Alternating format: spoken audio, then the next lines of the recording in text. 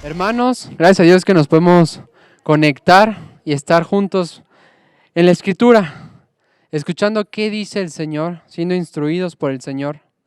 Te pido que juntos oremos antes de comenzar este servicio y que meditemos en las palabras de Jesús cuando dijo que el reino de los cielos se ha acercado.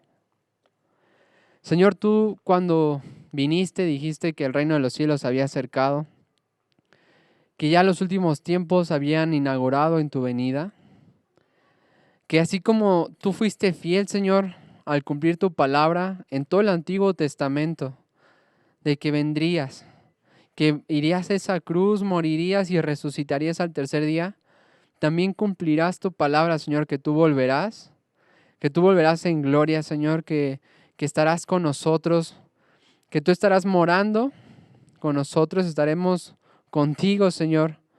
Te pido que alientes el corazón de cada uno de los hermanos, que nos aliente, Señor, que nos anime, Señor, al recordar que esa promesa, Señor, esa grande promesa de que tú eres nuestro Dios y que ahora nosotros somos tu pueblo, es real, Señor.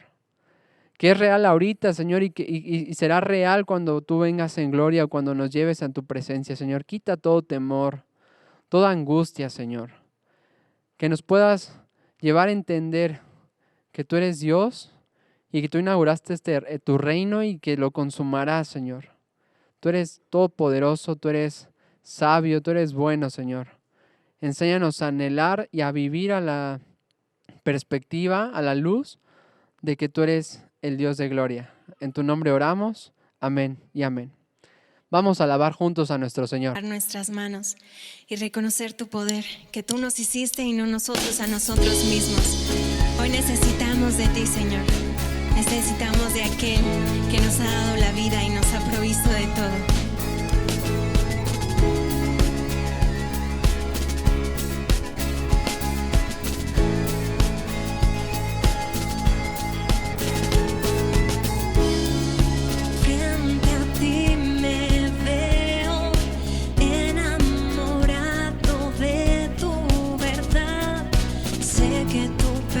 Tu amor me atrajo a ti, Señor. Por tu verdad yo libre soy. Mi vida a ti, oh Dios, te doy. Y de pie frente a ti estoy. Alzo mi voz porque libre soy. Y tu nombre cantaré ante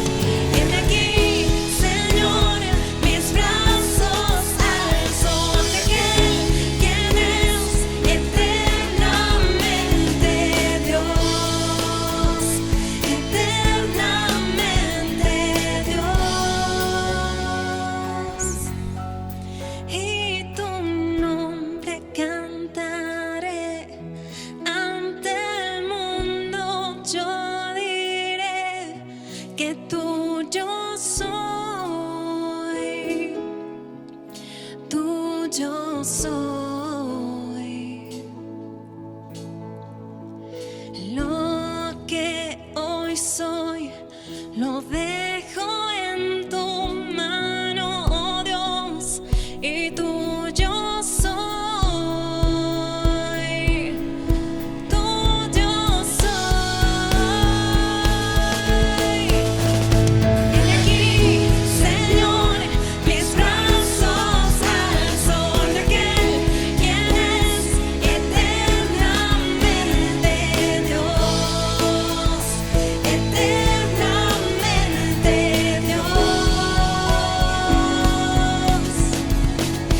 Heme aquí, Señor, mis brazos alzo ante aquel quien es eternamente Dios, eternamente Dios.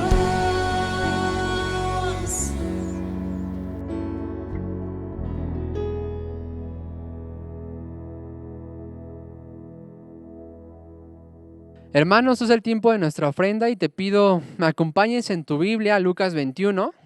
Yo te lo voy a leer en la versión, la Nueva Biblia de las Américas, y vamos a leer del 1 al 4. Son solo 4 versículos que vamos a estudiar muy brevemente.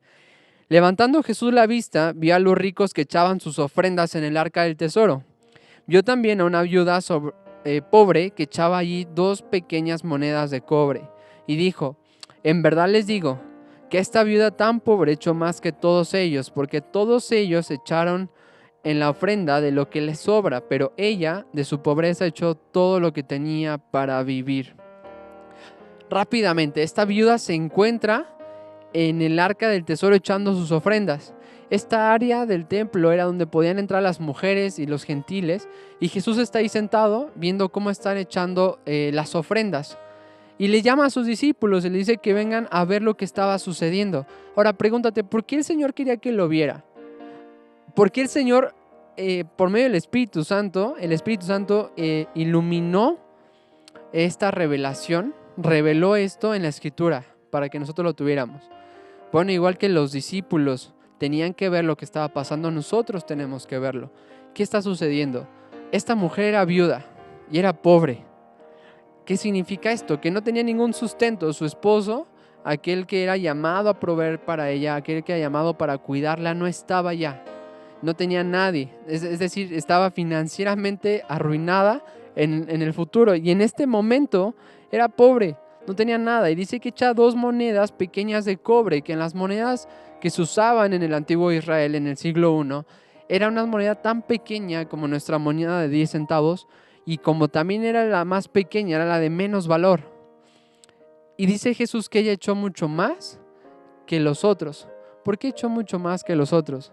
Porque el Señor no nos juzga, depende de cuánto ofrendemos en cuestión de cantidad. Es decir, no es más deleitoso para el Señor si tú ofrendas cierta cantidad que es mayor que otra por ser esa cantidad.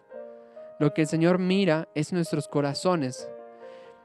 Pablo dice que el Señor ama al dador alegre y que cada uno dé según haya prosperado. Entonces, la ofrenda no tiene que ver con cuánto ganes, no tiene que ver con a partir de cierta cantidad yo ya puedo ofrendar, porque es un llamado de toda la iglesia. Esta mujer confiaba en el Señor, de otra forma no lo hubiera hecho. Mientras los ricos dice que daban de lo que les sobraba.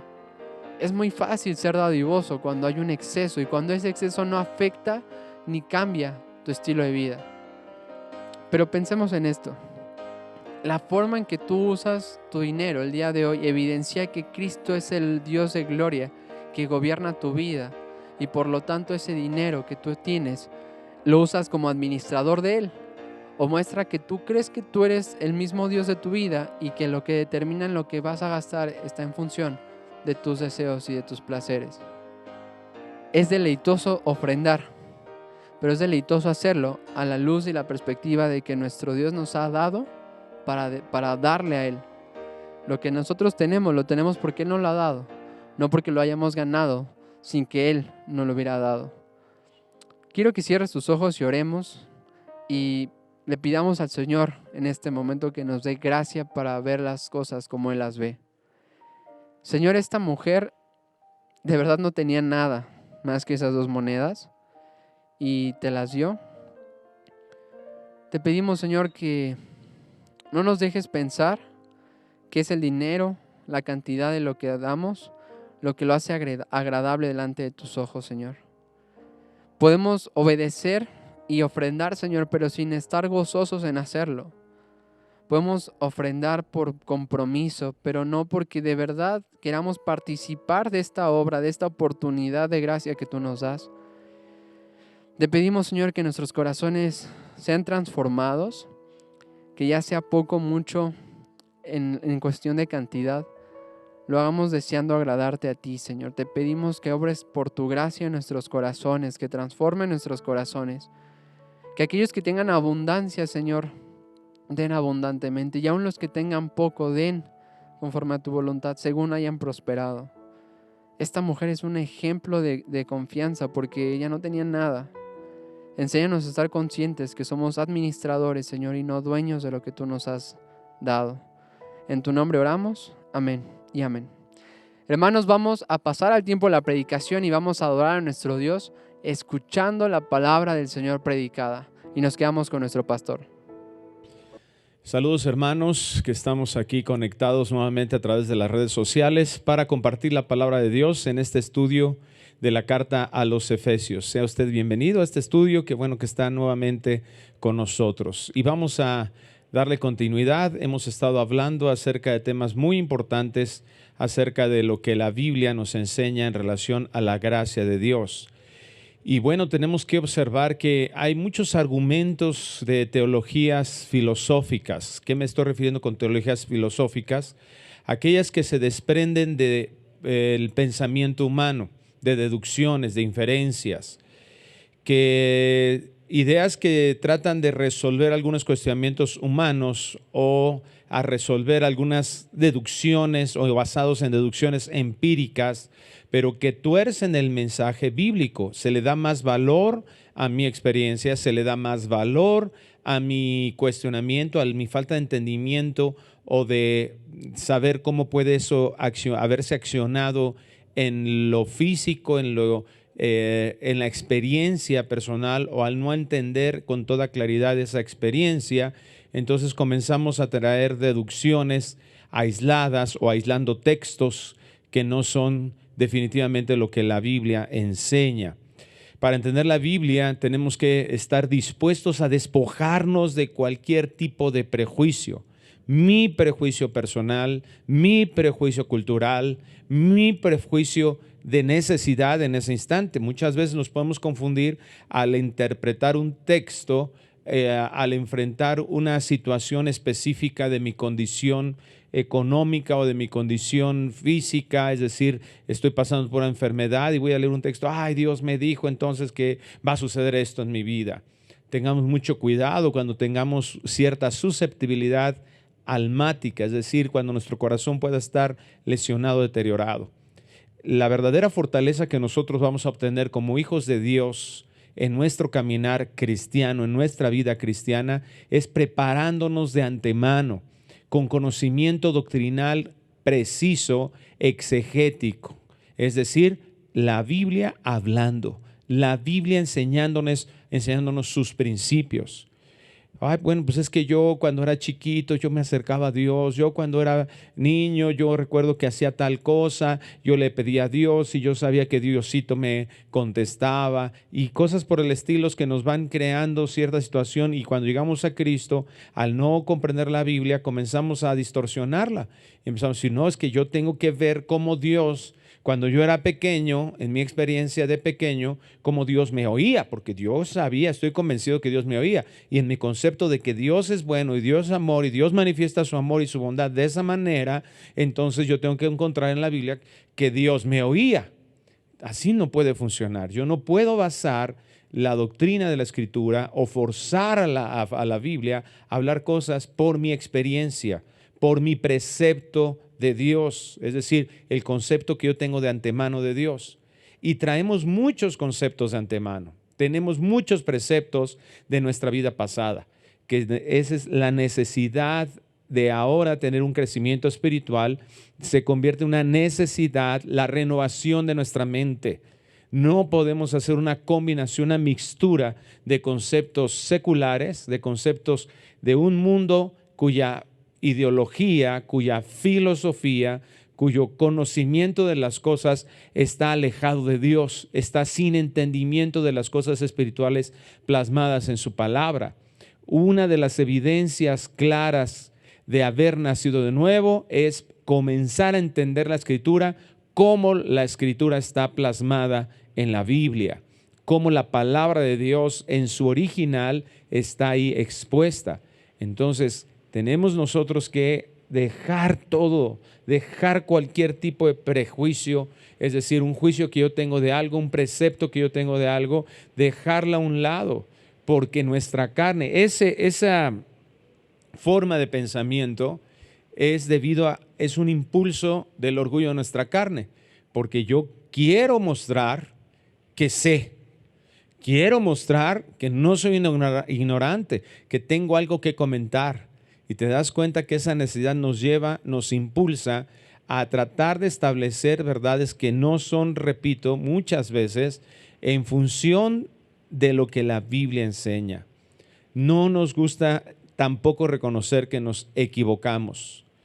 He escuchado algunas posturas eclesiásticas, posturas de algunos movimientos de iglesia en que, aunque la Biblia diga algo, porque el que fundó esta congregación dijo que así era, porque Dios le dijo, y eso ya es, hermanos, herético e idólatra. Es hermano que pudo haber trazado una doctrina, se pudo haber equivocado porque simple y llanamente es un hombre, aunque Dios lo haya usado poderosamente. Fíjate qué impactante es que se sabe de algunos escritos de Pablo que no los tenemos en nuestro canon.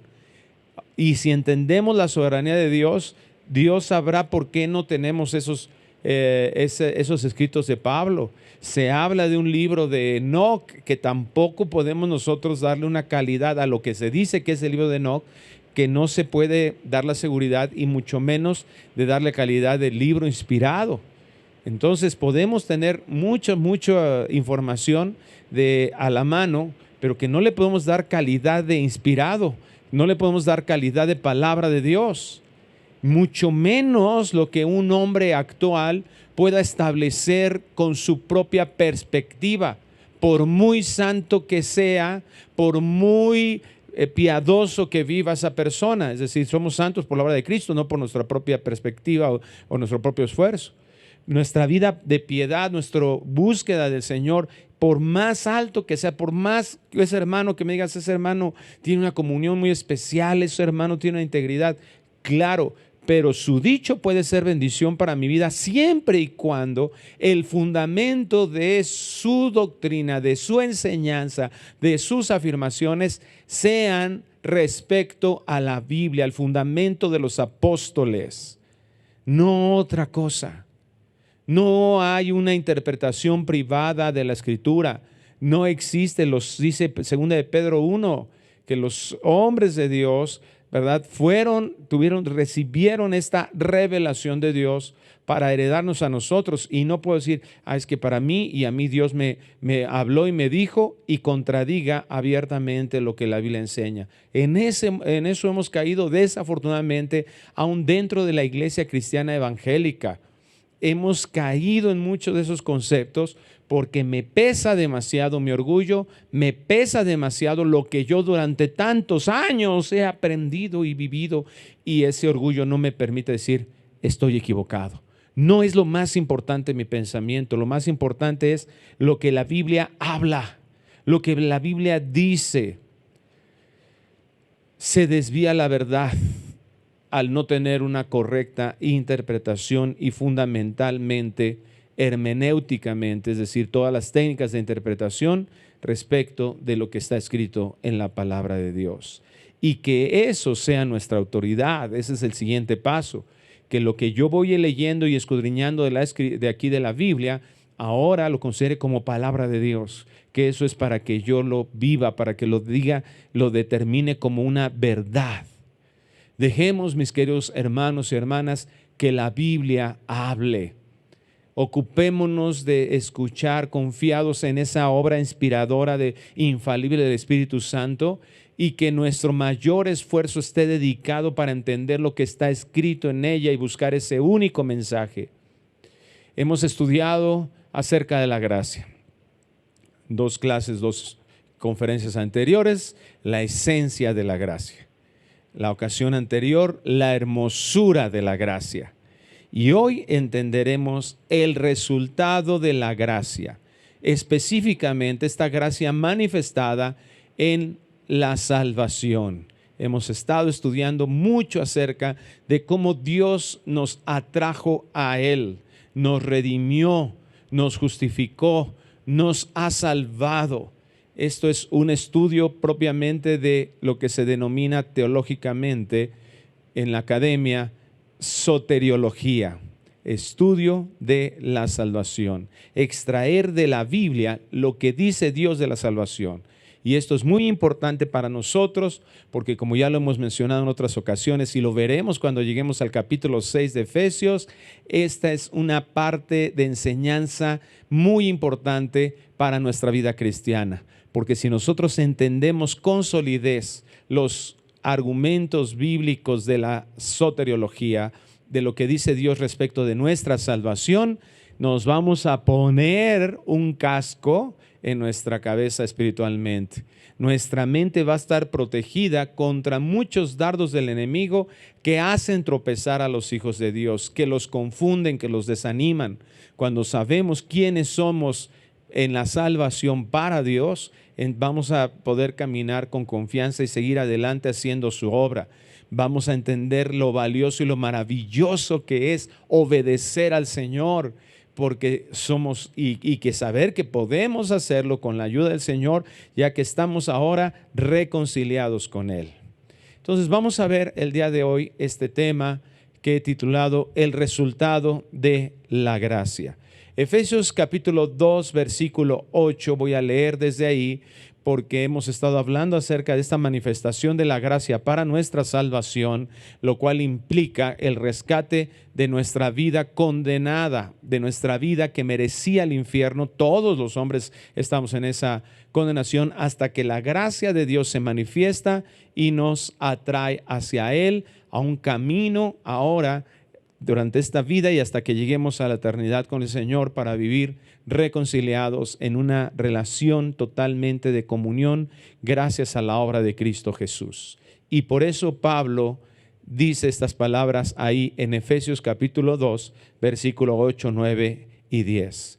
Porque por gracia sois salvos por medio de la fe, y esto no de vosotros, pues es don de Dios, no por obras para que nadie se gloríe, porque somos hechura suya, creados en Cristo Jesús para buenas obras, las cuales Dios preparó de antemano para que anduviésemos en ellas. Le voy a suplicar que cierre sus ojos. Padre, te agradecemos tu bondad, tu amor, la misericordia tan grande a través de la provisión de tu palabra que ha llegado hasta nosotros. Es maravilloso vivir este tiempo contigo, Dios, en los que tenemos tanto de qué hablar, tanto de qué aprender, tanto para poner en práctica. Te rogamos que el día de hoy, Señor, sigas cubriendo nuestra mente con estos pensamientos acerca de la manifestación de tu gracia para salvación de nuestras vidas, y que eso, Señor, nos lleve a vivir caminando con seguridad, que esté cubierta nuestra mente de todas esas ideas, de todas esas falsos profetas. Hay tantos hermanos, Señor, que son susceptibles a tantas falsas enseñanzas, a tanto que el mundo quiere traer a sus vidas porque no están, Señor, en el entendimiento de lo que tú has hecho para salvarnos.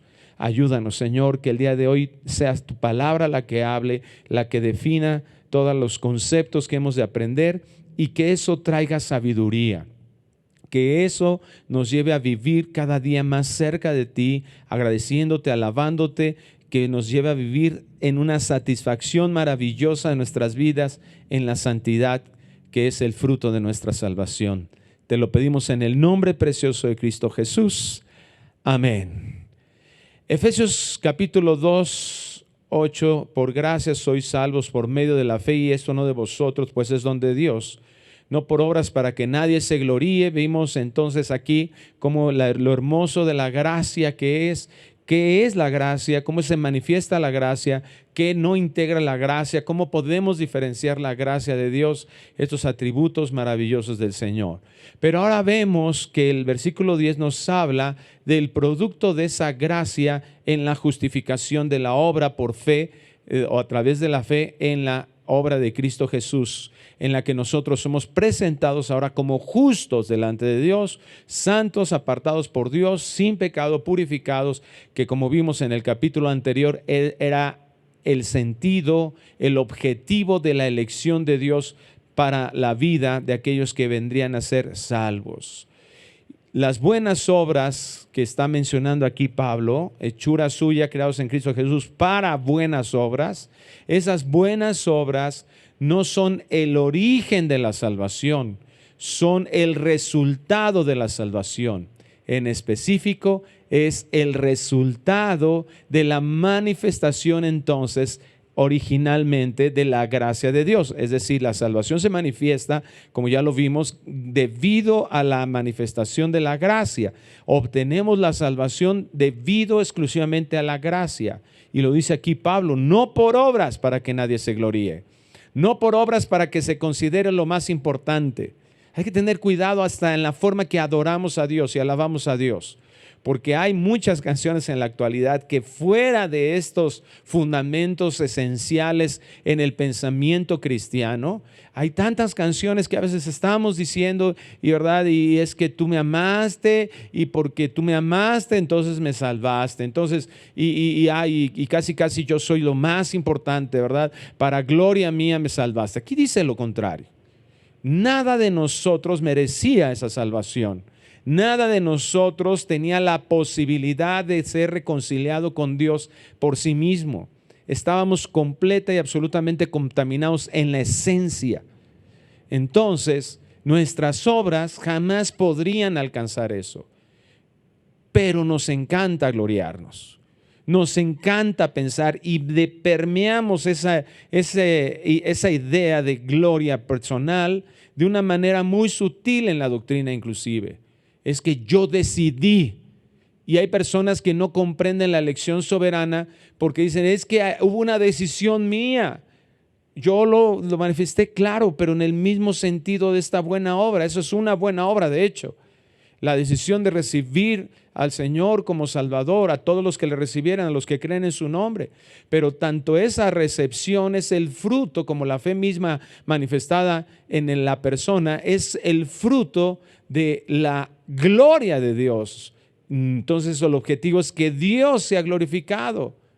Nadie se gloríe más que Dios mismo. Ni siquiera el acto de creer es inherente al salvo. Es don de Dios, es provisto por Dios, es proporcionado por Dios. Mira en Filipenses 1:2 cómo es enfático aquí el Señor nuevamente en relación a la fe.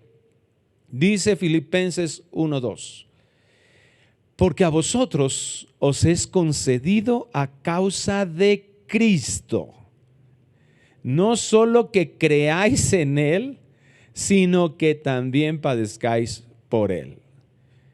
A nosotros, los que somos hijos de Dios, se nos concedió por nuestra causa, no, por la causa de Cristo, a razón de Cristo. ¿Y qué nos fue concedido? La fe, creer en Él. No lo podíamos hacer por nosotros mismos. El esfuerzo, la acción humana no tiene nada que ver con la obtención. Viene de Dios, es un regalo de Dios. Se nos concedió que creyéramos y aún se nos concedió que padezcamos por Él. Entonces no existe una liturgia, no existe una campaña, no existe un ambiente No existe una condición humana. No existe que por nuestra decisión, no, la decisión que nosotros tomamos, el recibir a Cristo, el ejercicio de nuestra voluntad, lo hace evidentemente lo que nos concede el Señor en la fe. Dios tiene que actuar en nosotros, lo vamos a ver un momento más. No existe una posibilidad, una membresía en una iglesia, una membresía eclesiástica. No hay una donación que el hombre pueda dar o hacer. No hay una expresión de guardar mandamientos que la gane, que la merezca, porque como ya vimos, dejaría de ser gracia. En Romanos 3:20 el Señor nos da una respuesta aquí en relación a cualquier pensamiento que se nos pudiera llegar a cruzar en la mente de tratar de que una obra o la acción del hombre o que tengamos una diferencia por nosotros mismos en relación a otros hombres, porque entonces yo consideraría que eso sería injusto, porque a mí sí me escogió y a otro no. Bueno, ya lo vimos en el capítulo anterior. Dios nos responde a esa pregunta por el puro afecto de su voluntad. Dice Romanos 3:20, ya que por las obras de la ley ningún ser humano será justificado delante de él. O sea, Dios no pensó en dar sus leyes y sus mandamientos con el objetivo de, órale pues, gánate mi reconciliación, gánate la reconciliación conmigo, esfuérzate y yo llegaré a, si tú llegas aquí, ¿verdad? Aquí está la medida de tu obediencia, y si vas obedeciendo y llegas hasta este punto, entonces te voy a dar la calidad de merecedor. Repito, en definición, como ya lo vimos, eso sería contrario totalmente a la ley. Y entonces la pregunta inmediata que nos hacemos o se genera en nuestra mente, entonces, ¿para qué Dios dio la ley? Hay personas que tienen la idea, con un impulso dispensacionalista, en el que se ha dividido la historia de la vida o de la existencia humana en diferentes periodos. Y entonces se ha catalogado y se crea la idea equivocada de que durante la ley no había gracia, que durante la ley el esfuerzo personal hacía en el cumplimiento de la ley que entonces pudieran tener salvación antes de Cristo, porque Cristo no había llegado. Bueno, pues la Biblia no dice eso. Pablo aquí nos explica, no. Aquí dice, ya que por las obras de la ley ningún ser humano antes de Cristo, ningún ser humano después de Cristo, ningún ser humano antes de Cristo venga y ningún ser humano después de durante la gran tribulación o la tribulación aquí en la tierra. Ningún ser humano en el milenio, ningún ser humano durante ninguna época. Ningún ser humano será justificado delante de él por las obras de la ley. Y entonces la pregunta inmediata, repito, es, ¿para qué dio la ley entonces Dios? ¿Cuál fue el objetivo santo de Dios al dar la ley? Pues aquí nos los dice. ¿Por qué Dios da la ley? Porque por medio de la ley es el conocimiento del pecado. No hay justificación por intentar cumplir la ley, por las obras de la ley, sino la ley nos da el conocimiento del pecado. Es decir, nos hace ver qué tan pecadores somos. La ley no fue dada para que nos podamos sentir orgullosos de decir, wow, mira qué tan obediente soy, gloria a mí.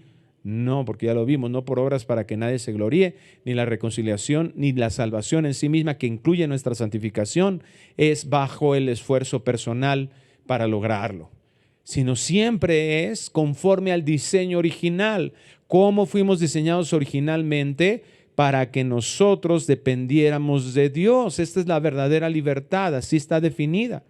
Entonces no es nunca la intención de Dios aun cuando ya entró el pecado, Dios da la ley para darnos cuenta de nuestra propia condición, de nuestra propia incapacidad. Se revela, se muestra la evidencia de la condición pecadora del hombre, porque es la única forma, es la plataforma que se requiere para ser impulsados hacia la obra de Cristo Jesús, para darnos cuenta de nuestra terrible y penosa necesidad de un Salvador. Por eso no por obras, las obras de ley nadie va a ser justificado. ¿Y por qué o para qué? Para que nadie se gloríe, para que nadie diga, mira qué picudo soy, mira que yo sí tengo más sentimientos, mira que yo sí le iba a decir que sí a Dios, mira que yo sí soy un poquito más sensible que otros y por eso otros se van al infierno. Yo en el cielo. No hay nada en nosotros mismos. El objeto del amor de Dios es incondicional. La salvación tiene una condición en sí misma, creer. Pero esa fe no nos es dada por nuestro propio mérito. Es decir, la fe no nos ha sido entregada por nada en nosotros mismos, sino por la gracia de Dios. Solamente la elección de Dios para aquellos que serán salvos es incondicional. Es decir, no pone Dios una condición, sino simplemente Él decide hacerlo. El reconocimiento, entonces, no es para ningún hombre. La importancia que tiene todo lo que fue hecho y todo lo que se hace es para Dios. Nadie se podrá adjudicar el mérito de ser salvo, nadie se podrá adjudicar el mérito de creer. Ese mérito está en la obra preciosa de Cristo, en la esencia del carácter de Dios. Romanos 3:27 nos lo enseña nuevamente. Dice, ¿dónde pues está la jactancia? Queda excluida. ¿Por cuál ley? ¿Por la de las obras? No, sino por la ley de la fe. Entonces no es posible que alguien pueda alardear de ser salvo, de ser hijo. Alguien quien ha entendido verdaderamente, que ha recibido una nueva naturaleza, una nueva condición de comprender las cosas espirituales y viene a la palabra, se da cuenta de eso, que no puede en algún instante sentirse mejor que alguien más, porque nadie podemos ser acreedores, es decir, haber hecho algo para recibir un regalo, es lo que sería totalmente contradictorio. ¿Cuál debe ser el resultado de esto? El agradecimiento. Mira, dice el Salmo 102:18, se escribirá esto para la generación venidera y el pueblo que está por nacer alabará a Jehová. Qué importante, ¿verdad? Y el pueblo que está por nacer alabará a Jehová. Este es el objetivo. Y esto es lo que Pablo implica aquí en el versículo 10 de Efesios 2. Porque somos hechura suya, creados en Cristo Jesús para buenas obras. Creo que este versículo, esta porción de este versículo está muchísimo mejor descrita en la Nueva Traducción Viviente, más clara. Dice, pues somos la obra maestra de Dios. Él nos creó de nuevo en Cristo Jesús. La salvación es posible por la regeneración, que es un cambio de la naturaleza que permite la fe, que nos da la condición de la fe. Esta palabra es hermosa y por eso me gustó más la Nueva Traducción Viviente en relación a las palabras que usa para expresar esta idea de Efesios 2:10. Porque esta palabra hechura, o que se tradujo como hechura en Efesios 2:10 en nuestra versión Reina Valera 60, es la palabra poiema,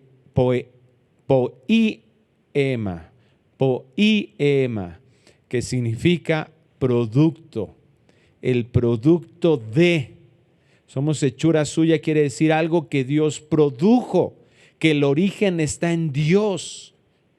Producto fabricar.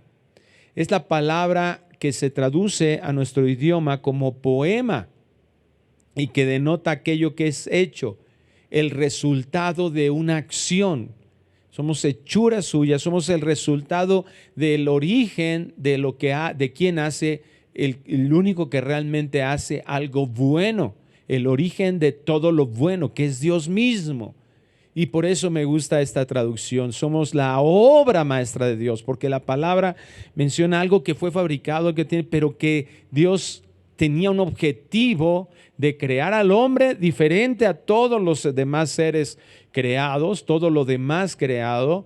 Y además, aquellos que fueran salvados, era ese objetivo de Dios, una obra maestra de Dios para mostrar todos sus atributos. Uno de ellos maravilloso que estamos hablando es la gracia de Dios, este atributo tan hermoso. Y luego dice que Él nos creó, que es la palabra K-T-I-Z-O, tizo, con K al principio, que significa mediante la idea de propiedad del fabricante, fabricar, fundar, hacer, siempre era dirigido esta palabra al acto de Dios. Y su conjugación, esta es nos creados, es la primera persona en un aoristo participio del pasado, que esto significa que no se está refiriendo a la creación original, sino a una acción nueva de Dios. Por eso, nuevamente, la traducción de la nueva traducción viviente nos dirige mejor. Él dice, Él nos creó de nuevo. Es decir, la creación original, ¿verdad?, tenía este sentido, pero Él actúa sobre nosotros para hacer posible esto.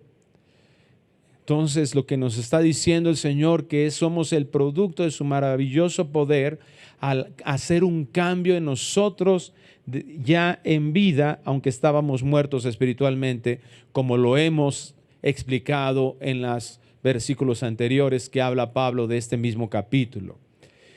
En Tito capítulo 3, versículo 1 nos habla entonces el Señor que Él actúa en nosotros con el objetivo de que nosotros produzcamos algo que lo refleje a Él.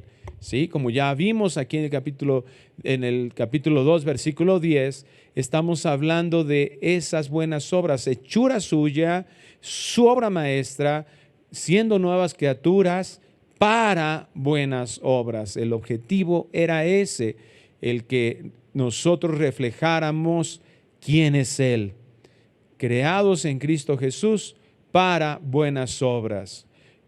Obra maestra, creados en Dios para mostrar que somos esa obra maestra. En Tito 3, versículo 1, el apóstol escribe estas palabras a este discípulo amado Tito. Y dice así: recuérdales que se sujeten a los gobernantes y autoridades, que obedezcan, que estén dispuestos a toda buena obra, que a nadie difamen, que no sean pendencieros, sino amables, mostrando toda mansedumbre para con todos los hombres. ¿Por qué se puede pedir buenas obras a un hijo de Dios? ¿Qué fue lo que pasó? Aquí lo dice Pablo. ¿Por qué puedo decirle a estos hijos de Dios que hagan buenas obras, que actúen de esta manera? Aquí lo responde el versículo 3. Porque nosotros también éramos en otro tiempo insensatos, rebeldes, extraviados, esclavos de concupiscencias y diversos deleites, viviendo en malicia y envidia, aborrecibles y aborreciéndonos unos a otros. Si tienes a tu esposa ahí junto, dale un codazo y le te hablan, mira lo que eras tú, ¿verdad? Bueno, éramos todos nosotros eso. Qué lista, ¿verdad?, de características. Por nuestra condición todo esto era una realidad. Repito, el orgullo a veces nos hace querer decir, no, bueno, es que yo no era tan malo. Bueno, sí soy malo, pero no tan malo como aquel, ¿verdad? Y bueno, mira, el que diga que no ha pecado, dice Juan, hace a Dios mentiroso.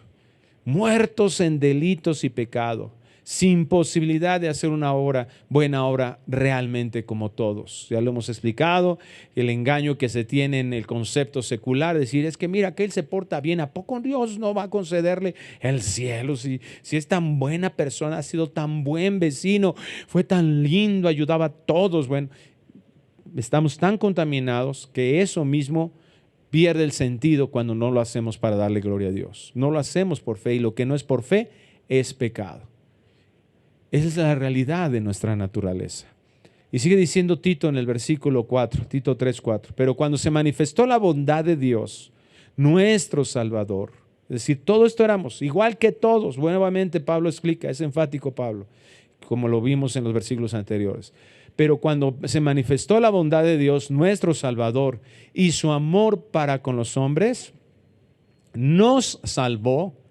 Escucha nuevamente, no por obras de justicia que nosotros hubiéramos hecho.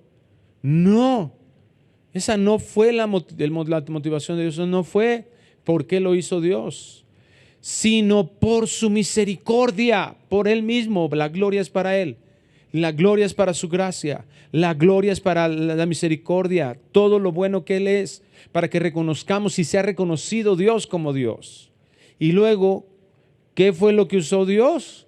Dice aquí, por el lavamiento de la regeneración y por la renovación en que yo traté de ser una buena persona, en que yo decidí recibir a Cristo, en que yo levanté mi mano en algún momento, en el que yo traté, no me escucha lo que dice, el lavamiento de la regeneración y por la renovación en el Espíritu Santo.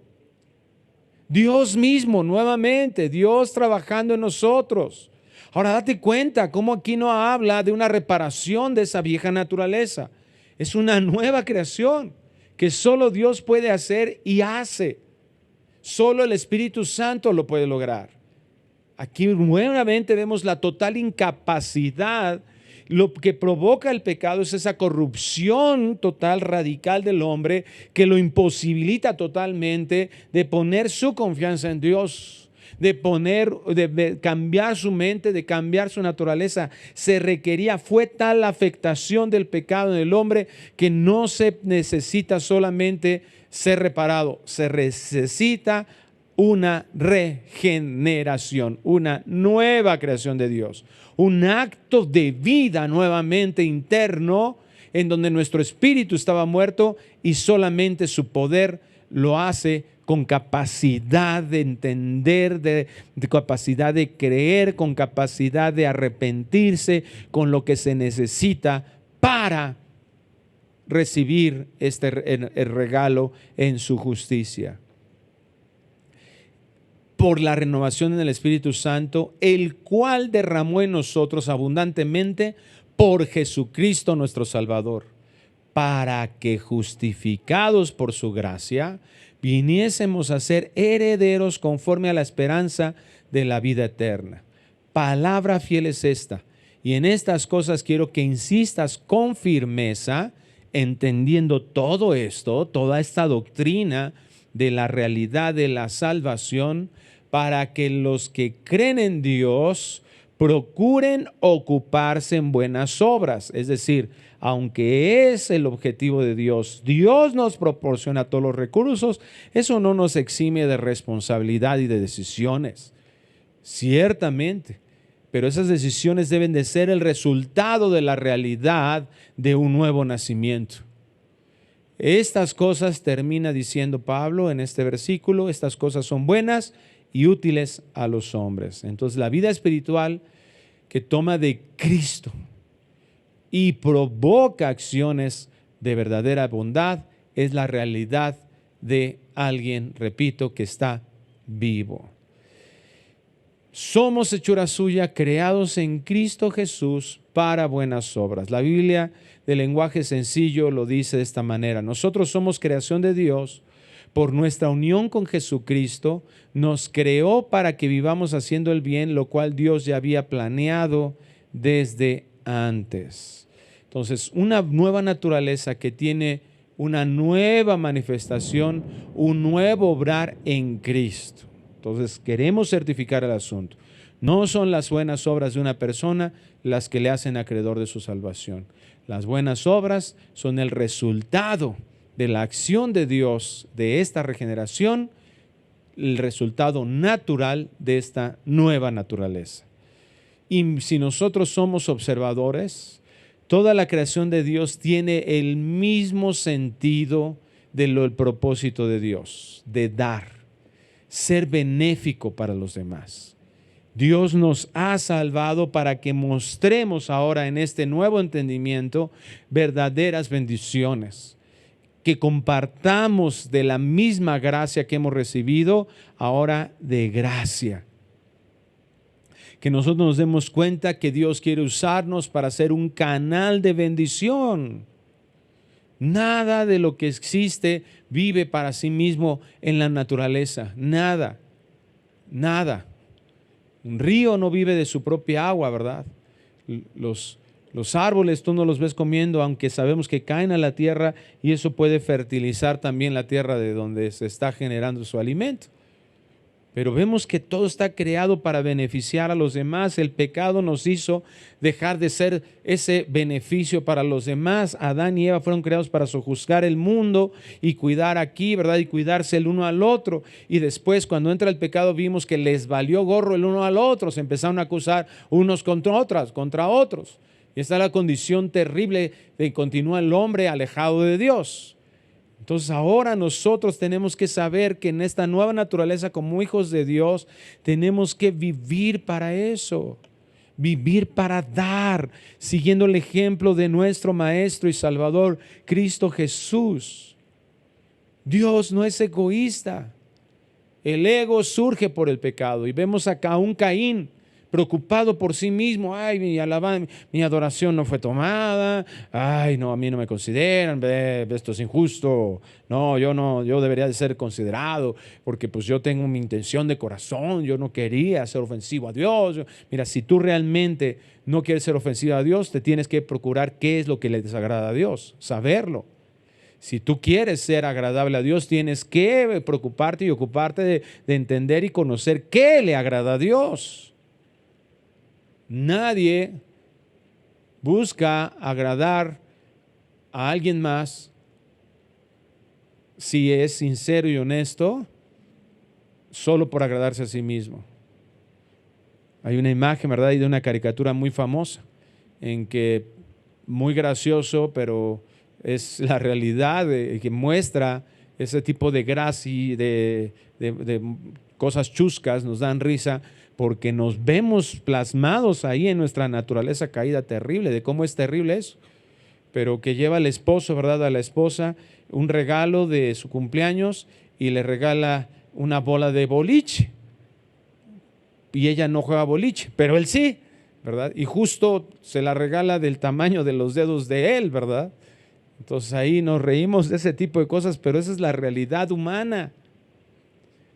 No nos importa Dios realmente, no nos importan los demás, si no nos ocupamos de sus necesidades, lo que decía hace un momento. Si no te ocupas de conocer a Dios, entonces tú vas a hacer lo que se te dé la gana y estás buscando agradarte a ti mismo. Aún como cristianos, muchos de nosotros nos amamos demasiado a nosotros mismos todavía, al punto que no amamos a Dios por ser Dios.